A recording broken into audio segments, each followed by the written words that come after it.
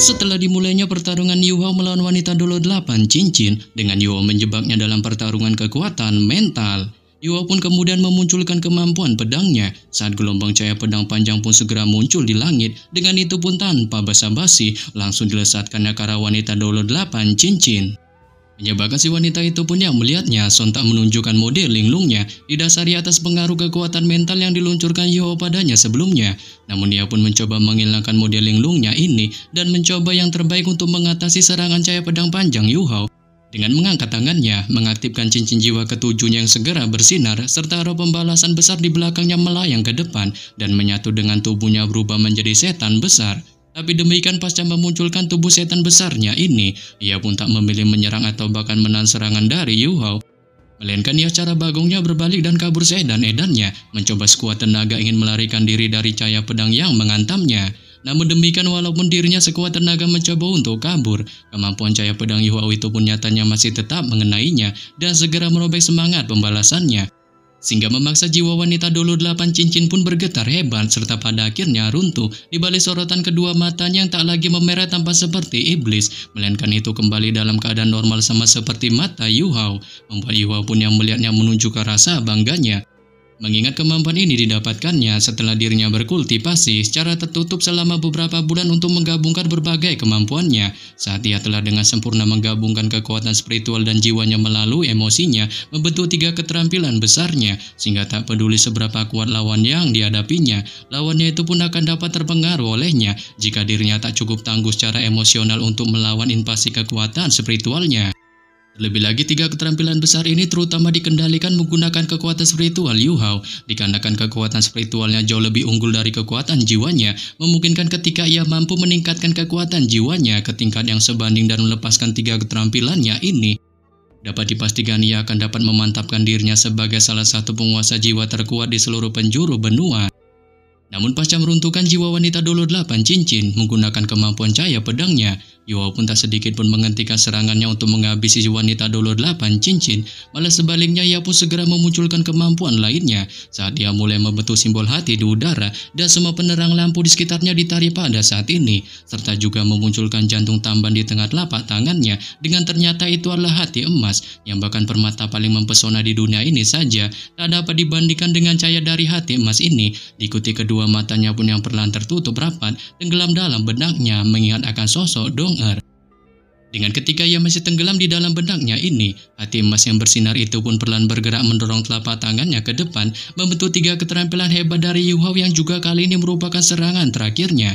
Dengan ini bahkan juga pertama kalinya ia melepaskan serangannya ini dengan sepenuh hati sebelum pada akhirnya ia pun tanpa basa-basi segera melesatkannya ke arah wanita dolo 8 cincin sehingga membuat si wanita itu pun yang tak dapat menghindarinya. Cara pasrah terkena oleh serangannya mengakibatkan tubuhnya pun akhirnya runtuh, berubah menjadi tumpukan debu yang menghilang bersama angin. Di balik kondisi Yu Hao yang masih dalam posisi sebelumnya pasca melepaskan serangan 3 keterampilan hebatnya, hanya saja cahaya di tubuhnya telah sepenuhnya menghilang, seperti halnya hati yang besar di langit. Saat ia tetap berdiri di tempatnya tanpa bergerak sedikit pun dan larut dalam emosinya pasca melepaskan kemampuannya sebelum pada akhirnya jatuh tepar pingsan di tanah. Namun setelah menghabisi wanita dolo 8 cincin, tak berselang lama 6 sosok manusia pun diam-diam muncul di sekitarnya yang ternyata keenamnya merupakan para anggota monster Shrek. Di balik masing-masing dari mereka mengungkapkan pandangan yang berbeda di mata mereka, dengan diantaranya ada yang menangis dipengaruhi oleh emosi Yu Hao, sebelum kemudian Susansi pun perlahan berjalan mendekati tubuh Yu Hao yang kali ini tepar di tanah dan mengangkat tubuhnya untuk kemudian membawanya pergi, diikuti kelima anggota lainnya yang dengan cepat mengikuti di belakang. Saat ketika berada dalam perjalanan, Nan Qiu pun yang merasa pening sirin tentang hal yang kali ini dialami Yu Hao, mencoba menanyakan hal ini pada Ye Guyi. Saat Ye Guyi pun yang mendengarnya hanya melontarkan tawa kecilnya dengan mengungkapkan dirinya juga sama sekali tak tahu akan hal ini, tapi ia bisa menebak kemungkinan Yu Hao telah melakukan pertarungan secara one by one tanpa menunggu kehadiran mereka melawan seorang dolo, dengan sudah merencanakan untuk membuat perangkap secara sempurna agar baku hantamnya tak diketahui, bertujuan menggunakan 3 keterampilan besarnya untuk menghancurkan jiwa dolo yang sangat kuat pemilik roh retribusi dan bahkan dianggap sebagai salah satu individu dengan peringkat teratas di menara jiwa. Tapi sayangnya tindakannya itu pun juga berakibat fatal, membuat kekuatan jiwanya pun terkuras habis, sehingga inilah yang mengakibatkan mengapa kali ini dirinya pingsan. Dengan setelah kepergian kelompok anggota 7 Monster Shrek dari TKP baku hantam Yu Hao, tak berselang lama para prajurit kota pun datang ke TKP kejadian mencoba untuk memeriksa apa yang terjadi dan ternyata tak menemukan hal apapun. Sebelum kemudian salah satu jenderal besar yang tak puas dengan penyelidikan ini menanyakan pada salah satu anggota prajuritnya mengenai gerangan apa sebenarnya yang terjadi. Setelah mendengar pertanyaan dari jenderal besar, si prajurit pun juga mengungkapkan ketidaktahuannya akan hal ini, menyebabkan si jenderal pun yang mendengarnya sontak menunjukkan amarah membaranya. Dengan membantah atas perkataan dari salah satu prajurit yang tak mengetahui apa-apa, mengingat sebelumnya seluruh kota jelas melihat banyak perubahan terjadi di langit, seperti diantaranya adanya kemunculan tiba-tiba hati besar di langit, serta hancurnya sejumlah alat pengintai yang telah mereka letakkan di kota. Tetapi di sini si anggota prajurit pun lagi-lagi bersikeras ke atas penyelidikannya dengan memberitahukan tentang tak adanya sesuatu yang benar-benar terjadi di TKP kejadian, ditandai dengan tak adanya korban sipil yang terluka jika memang suatu kejadian pernah terjadi di tempat ini. Kembali lagi ke TKP kelompok Yu Hao, yang mana kali ini mereka pun sudah berada di dalam penginapan dengan Yu Hao masih dalam kondisi berbaring di tempat tidurnya pasca mengalami pingsan sebelumnya. Di balik pandangan Susansi yang kali ini terus menatapnya berdiri di samping ranjangnya, sebelum kemudian Kyo pun tiba-tiba bereaksi menanyakan secara penisirin pada Susansi mengenai gerangan bagaimanakah kondisi dari Yu Hao. Saat Susansi pun memberitahukan bahwa kondisinya baik-baik saja, sebab ini didasari atas dirinya yang telah melepaskan lebih banyak kekuatan daripada yang bisa ia kendalikan, dengan juga harus dipengaruhi secara emosional untuk dapat melepaskan gelombang emosi yang begitu kuat. Terlebih lagi ia pun tahu pada saat mereka waktu itu melakukan baku hantam untuk mengetes kemampuan di sekte, Yu Hao pun nyatanya hanya menunjukkan belas kasihan padanya selama pertarungan, dikarenakan jika tidak dengan dirinya menggunakan mode seriusnya, kemungkinan ia tak akan mampu menangani dua serangan pertamanya didasari atas kultivasinya saat ini jauh di bawahnya, yang bahkan kekuatan keterampilan bertarung yang diciptakannya sendiri telah melampaui keterampilan jiwanya, sehingga pencapaiannya ini pun lantas membuatnya merasa iri. Ya bahkan Heichaito pun yang mendengarnya menunjukkan gurauannya dengan menggoda Susansi untuk tak iri terhadap Yu Hao, ingat mereka semua memiliki bakat kemampuan yang berbeda-beda. Sebelum kemudian ia pun mengalihkan topik pembicaraan dan menanyakan pada Susansi mengenai gerangan kapankah Yu Hao bisa pulih. Saat Susansi pun memberitahukan kemungkinan Yu Hao akan pulih setelah beristirahat selama beberapa jam lagi.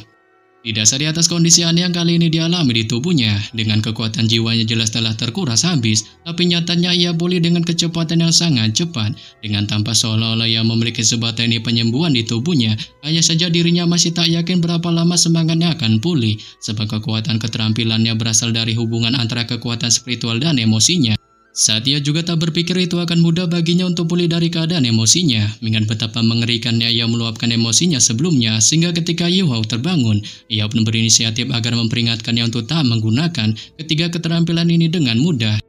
Dikarenakan jika tidak, itu dapat dipastikan akan membahayakan nyawanya. Terlebih lagi mereka semua adalah siswa elit dari Akademi Shrek, yang meskipun mereka tak bisa sepenuhnya memahami apa yang sedang terjadi dengan tubuh Yu Hao, mereka secara kasar pun nyatanya dapat mengukur apa yang akan terjadi pada Yu Hao ketika ia melepaskan tiga keterampilan hebatnya. Saat Heichaito pun yang mendengarnya mendukungnya, mengingat mereka harus menghentikannya dari menggunakan tiga keterampilan ini begitu sering di masa depan, dikarenakan itu secara berlanjut akan terlalu terus mempengaruhi emosinya, sehingga membuatnya pun ingin tahu apakah Yu Hao akan dapat menggunakan tiga keterampilan ini jika seandainya saja Dong'er terbangun dari tidur panjangnya.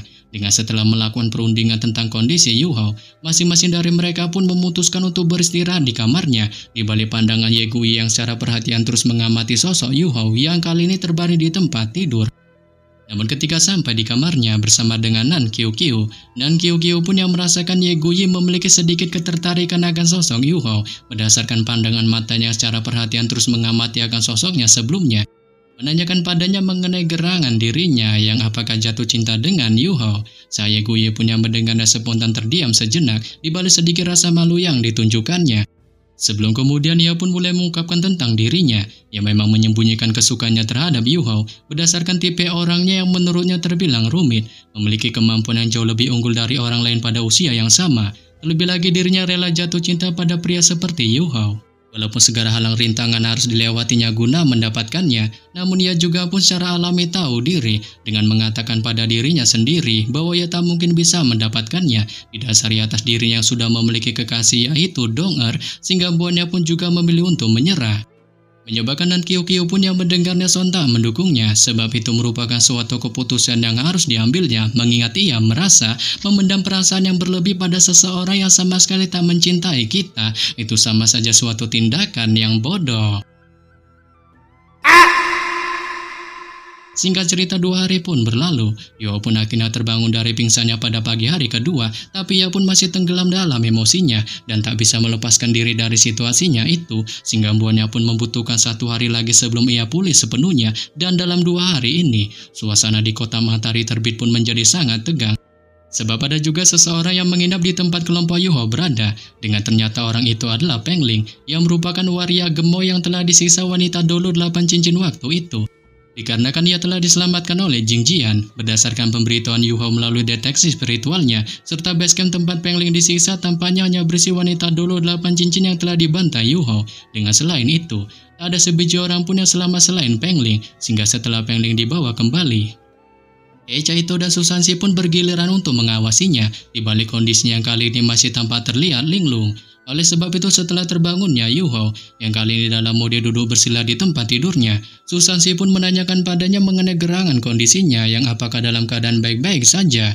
Saat Yuho pun segera mengangguk mengiyakannya, dan juga melontarkan permohonan maafnya atas tindakan yang terlalu barbar dalam menjalankan misi, tetapi di sini Susansi pun menyuruhnya untuk tak perlu meminta maaf. Sebab tindakan yang dilakukannya terbilang cukup benar, dikarenakan wanita dulu 8 cincin merupakan makhluk roh tipe spiritual yang sangat langka.